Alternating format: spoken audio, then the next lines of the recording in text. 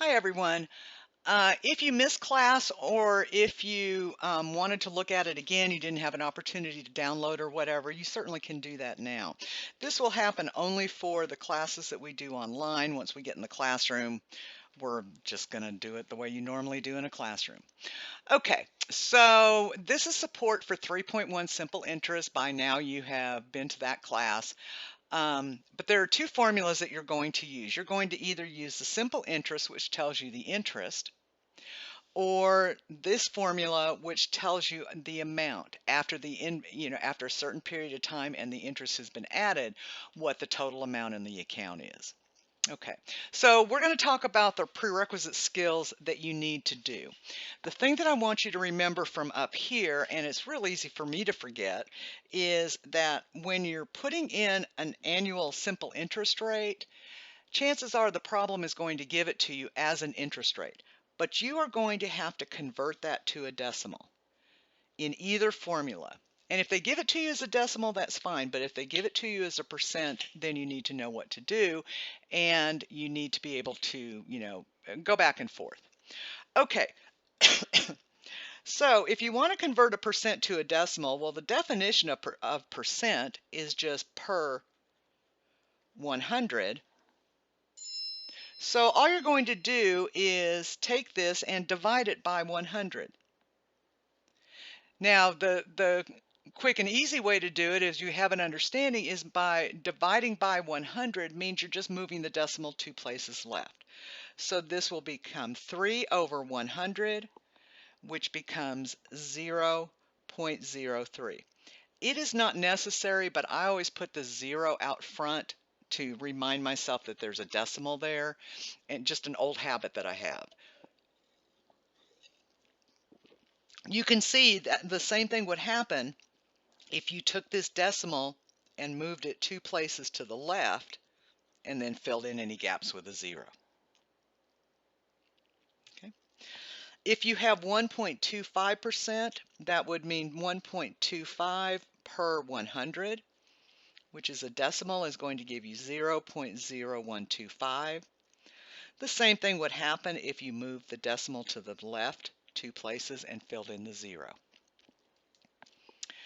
113% is 113 per 100, which is going to give you 1.13. Now, of course, also remember that 100% is equal to 1.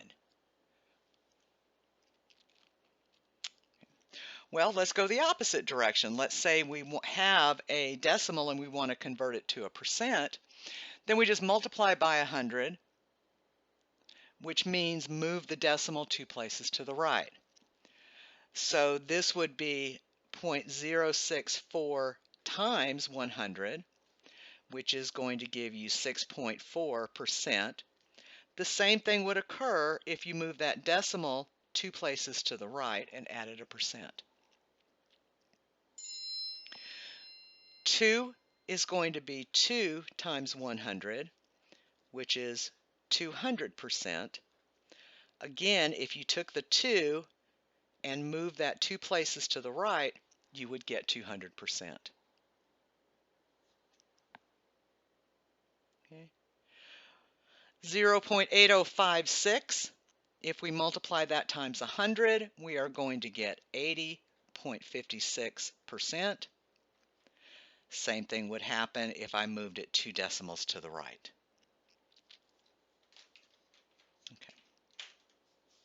Okay, so if we want to evaluate a formula, we're going to substitute values for the given letters and then use order of operations to evaluate. No matter what the formula is, if, like in this first one, there are 4 variables, if I give you 3 out of the 4, you can find the fourth. If there are 10 variables, if I give you 9 out of the 10, then you can find the 10th. Okay, so that's exactly what we're going to do. The thing that we want to pay attention to here is this R business. Is it given to us as a percent or is it given to us as a decimal? Okay, so if I want to find I, if I equals PRT, I know what P is equal to, what R is equal to, and what T is equal to. But of course, I have to play with this and remember that this means in the formula, R is equal to 0.05 as a decimal. So I know that my I is equal to my P, my principal, which is 575, times my rate as a decimal, times my time, which is 2. And when I multiply that out, I get 57.5. Okay. Same, pardon me. Same for this one. Find I, they gave you P, they gave you R. It is a decimal, so I don't have to do anything with it. And then they gave me T as a fraction.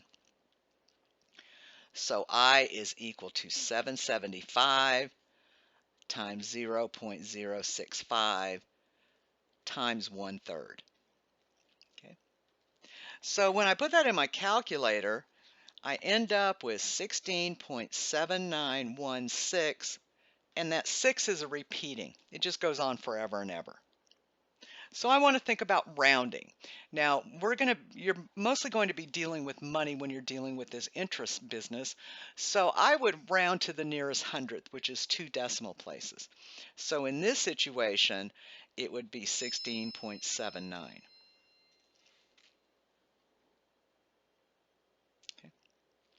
Okay, so that's for this simpler formula. Now let's look at the more complex formula. Okay, and it asks us to find A, given that A equals P plus PRT. Once again, it gives us our P, it gives us our R as a decimal, so I don't have to do anything, and our T. So it's the same thing. We just plug and chug. So A is equal to P plus P times R times T. And if I put that all into my calculator, I end up with 412.6875. It doesn't say anything in this problem about rounding, but let's think about it again in terms of dollars and cents. I would want to cut it off in the hundredths place or at 2 decimal places. Since this third digit is larger than 5, that means I would round up. So this is going to be approximately 412.69.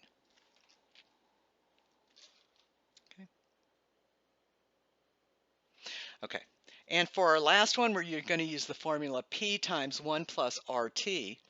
Notice these two formulas are the same. This is just this is an expanded form and this is in factored form. We've just factored out the P. Okay, so we want to find A. We've got our P, we've got our R, but we have to turn that into a decimal. And this becomes 0.185. And then, of course, we've got our T as a fraction. So this becomes 150 times 1 plus 0.185 times 11 over 12, which gives me 175.4375. Again, thinking about this in terms of dollars and cents, I want to round this. And since 7 is larger than 5, the 3 will round to a 4.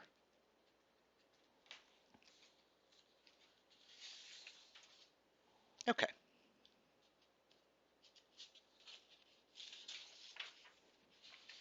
Okay.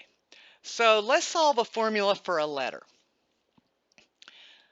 When we solve an equation, a normal equation that has a variable and a bunch of numbers, we're going to get that our variable x equals some number.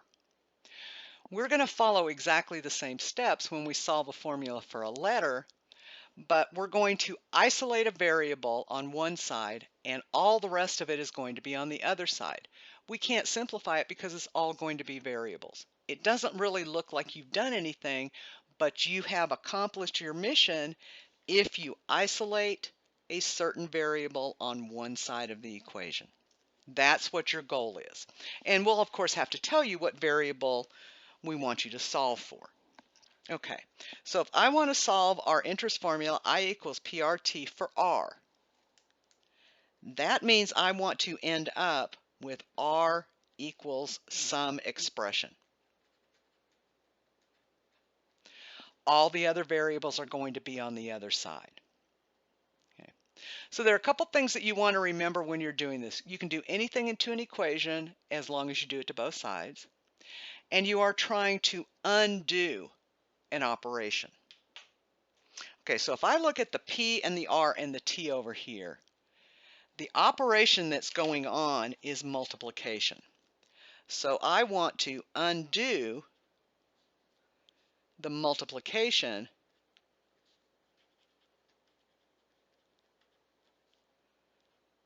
with division.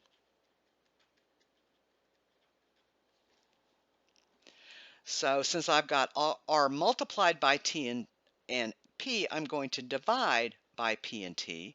And if I do it to one side, I have to do it to both. So when I do that, anything divided by itself, you guys call it cancel. And I get R is equal to 1 divided by PT. And I have accomplished my goal. I have isolated R on one side.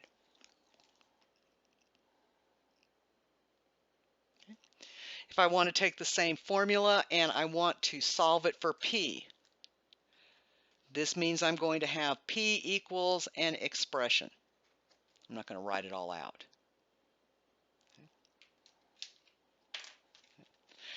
Once again, if I want P by itself, I've got it multiplied by R and T, so I have to undo the multiplication with division.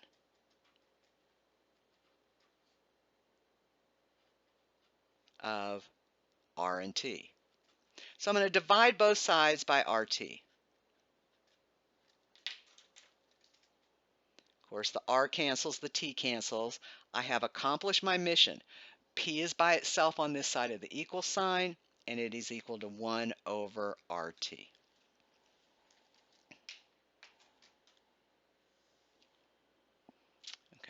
Now we're going to deal with a little more complex formulas. We're not dealing with just multiplication here. We're dealing with multiplication and addition. Okay, so if I want to take A equals P plus PRT and solve it for R, that means I'm going to end up with R equals an expression. Okay. All right. Well, a good rule of thumb is to start as far away from the variable that you're trying to save or think about your order of operations in reverse. There are a lot of different ways to think about it. Okay, so the first thing I'm going to do is undo the addition with its opposite operation, which is subtraction of P. So I'm going to subtract P from both sides. When I do that, I now have A minus P is equal to PRT.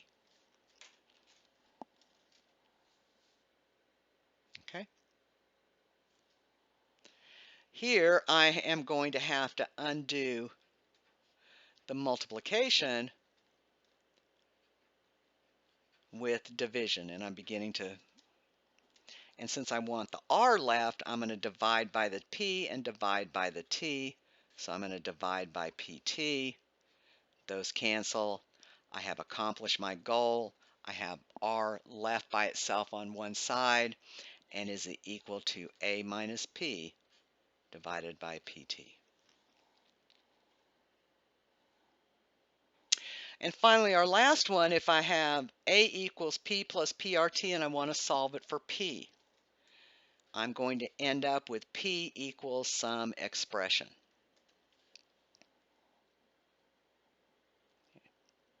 Now I've got a problem here in that I've got two P's. Okay, if I move one, then I've got a P on both sides. I can't add them together. They're not like terms. So I have to, my first step is going to get 1 P by factoring. Okay. I know that if I have AB plus AC, then that equals A times B plus C. That's basically my distributive property. Well, in both of these terms, I have a P, so I'm going to factor that out. So I'm going to start out with A is equal to P, and then what's left in here is when I divide both of these by P. Well, P over P is 1. This reduces to 1, and I'm left with RT. Okay. Then I am going to have to, I've got P multiplied times this, so I'm going to undo the multiplication with division. So I'm going to divide both sides by 1 plus RT. Whatever I do to one side, I have to do to the other. So mission accomplished. All I have left over here now is P, and it is equal to A divided by 1 plus RT. Okay, there you have it.